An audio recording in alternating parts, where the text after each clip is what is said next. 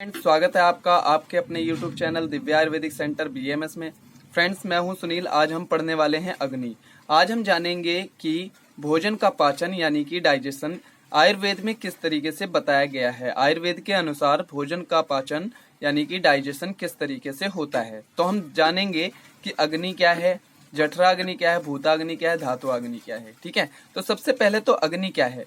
तो जो अग्नि वह है जो भोजन का पाचन करती है। ठीक है, यानी कि भोजन का पाचन करने वाली शक्ति को हम अग्नि कहते हैं। ठीक है, अग्नि जो है हमारी वो 3 प्रकार की होती है। एक होती है जठराग्नि, दूसरी होती है भूताग्नि और तीसरी होती है धातुअग्नि। ठीक है, इनमें भी हमें पता है कि हमारे अंदर पंच महाभूत होते हैं और या फिर संसार का कोई भी द्रव्य हो वो पंच महाभूतों से ही बना होता है। यानी कि अगर हमने दाल खाया है तो दाल भी पंच महाभूतों से ही बनी है, उनके अंदर भी पंच महाभूत हैं।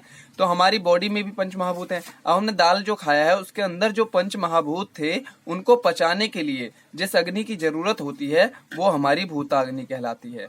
अब बात आती है धातुअग्नि की। तो धातुअग्नि जो है वो धातुओं को पचाती है। हमारे दाल हमने खाया था तो दाल में धातुएं भी होती हैं, उन धातुओं को पचाने के लिए धातुअग्नि काम करती है। तो हमारे शरीर में या उस द्रव्य में 5 महाभूत प्रेजेंट थे, तो इसलिए 5 महाभूत यानी कि भूताग्नि 5 प्रकार की हो गई। हमारे उस दाल में, उस भोजन में 7 धातुएं प्रेजेंट होती हैं, हमारी बॉडी में भी 7 धातुएं होती हैं। तो इसी तरह से धातुअग्नि भी 7 प्रकार की होती है। इसको डिटेल में हम नेक्स्ट सेशन में पढ़ेंगे। आज मैं आपको बढ़िया से एक इंट्रोडक्शन एक टाइप से इन तीनों के बारे में सिंपली आपको बता दे रहा हूँ। ठीक है, वैसे इतना भी काफी है, इतना डिटेल में नहीं जाओगे तो ये याद करने के लिए बहुत आसान है। ठीक है, तो याद आपको समझ में आ जाएगा जठराग्नि क्या है, भूताग्नि क्या है और धातुअग्नि क्या है।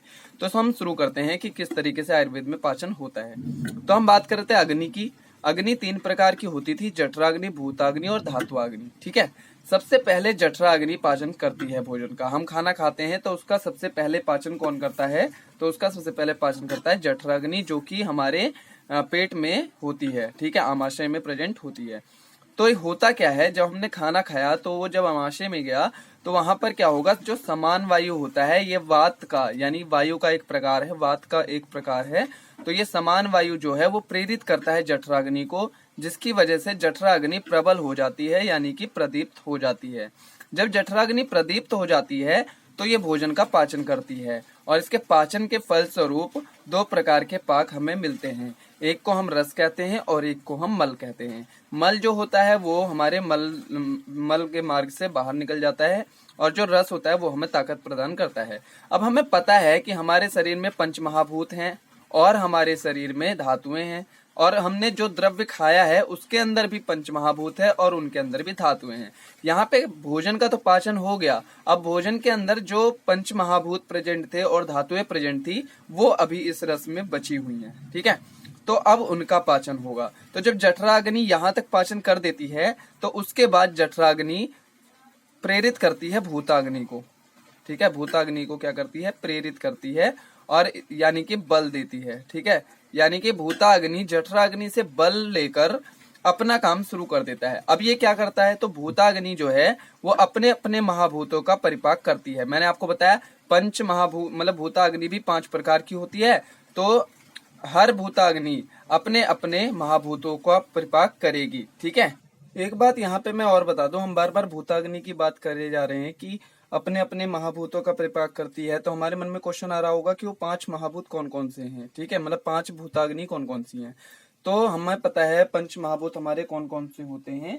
तो पंच महाभूत हमारे होते हैं आकाश, वायु, तेज, जल और पृथ्वी। तो उसी तरह उनकी अग्नि भी हो जाएगी। आकाश अग्नि जो होगी वो आकाश महाभूत का पाचन करेगी, वायु अग्नि वायु महाभूत का पाचन करेगी, तेज अग्नि तेज महाभूत का पाचन करेगी। इसी तरीके से 5 भूताग्नियां अपने अपने महाभूतों का परिपाक करती हैं। द्रव्य के महाभूत के स्वरूप तथा देह में उपस्थित महाभूत के स्वरूप को समान कर देती हैं। तो कैसे पाचन करेंगी?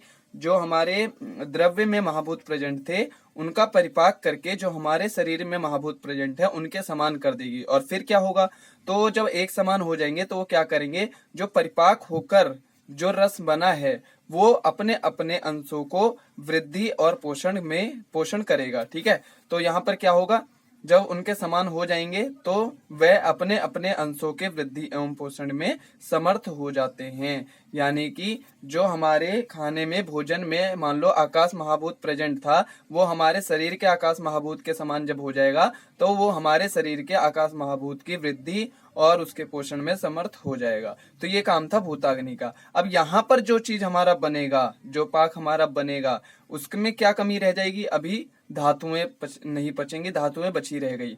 तो धातु अग्नि के द्वारा अब धातुओं का पाचन होगा। ठीक है, तो यहाँ पर कैसे, मान लो ये हमारा आहार द्रव्य है, जठराग्नि ने इस पे पाक कर दिया, मतलब पाचन कर दिया, भूताग्नि ने पाचन कर दिया।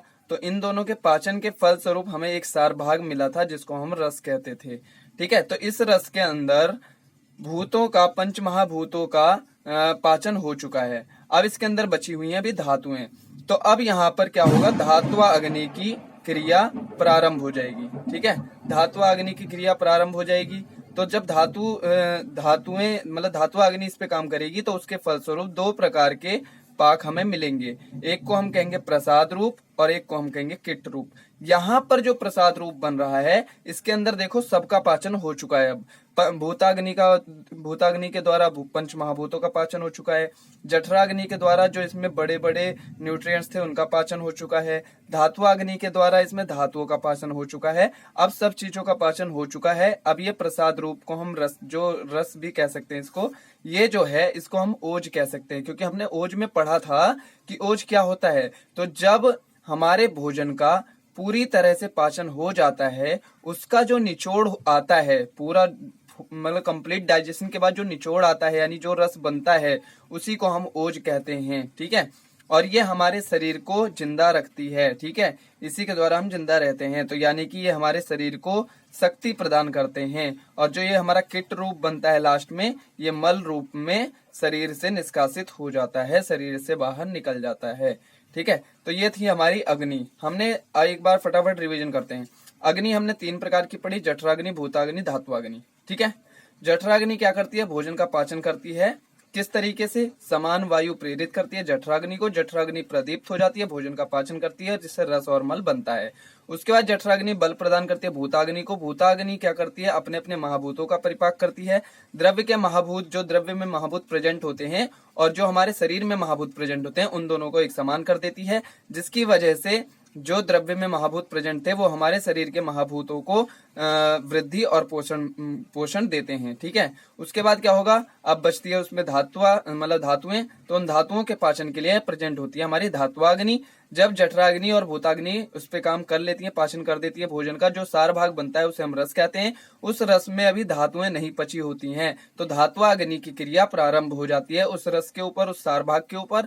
फल स्वरूप 2 प्रकार के पाक हमें मिलते हैं। एक को हम प्रसाद रूप कहते हैं, एक को हम किट रूप कहते हैं। प्रसाद रूप जो होता है वो शरीर को शक्ति प्रदान करता है, और जो किट रूप होता है वो मल रूप में शरीर से निष्कासित हो जाता है। तो ये थी हमारी अग्नि। फ्रेंड्स, अगर ये वीडियो अच्छी लगी हो तो फटाफट से लाइक कर दीजिए और इसको शेयर करना ना भूलें।